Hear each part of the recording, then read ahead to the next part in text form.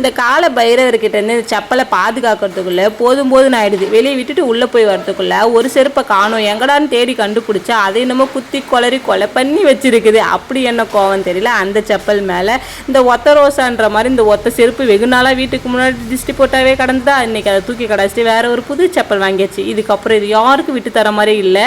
அப்படியே செப்பல்லாம் வாங்கிட்டு வரும்போது இந்த நாவல் பழம் அழகாக இருந்தது, பார்க்கவே அப்படியே முத்து மணியாக இருந்ததா. அது எவ்வளோப்பான்னு கேட்டால் 1/4 கிலோ 60 ரூபான்னு சொல்லிட்டாரு. அப்புறம் 1/4 கிலோ நாவல் பழம் வாங்கியாச்சு. பக்கத்தில் இருந்த பழத்து பேர் மங்குஸ்தான் சொன்னார். அது எவ்வளோன்னு கேட்டதுக்கு 1/4 கிலோவே 250 ரூபான்னு சொன்னாரா. செல்லா நீ நாவல் பழம் மட்டும் குடிங்க, ஏன்னா நம்ம சாப்பிட்ட பழத்தை மட்டும்தான் சாப்பிடுவோம் அப்படின்னு சொல்லிட்டு நாவல் பழத்தை வாங்கிட்டு வந்து நல்லா வாஷ் பண்ணிவிட்டு உப்பு மிளகாத்தூள்லாம் போட்டு சாப்பிட்டா அவ்வளோ ஒரு டேஸ்ட்டாக இருந்தது.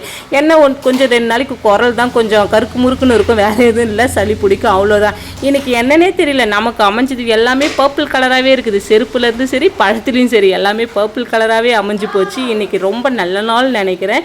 இனி ஒரு மினி விலாகில் பார்க்கலாம். டேடா பை பாய். மறக்காமல் சேனல் சப்ஸ்கிரைப் பண்ணிக்கோ.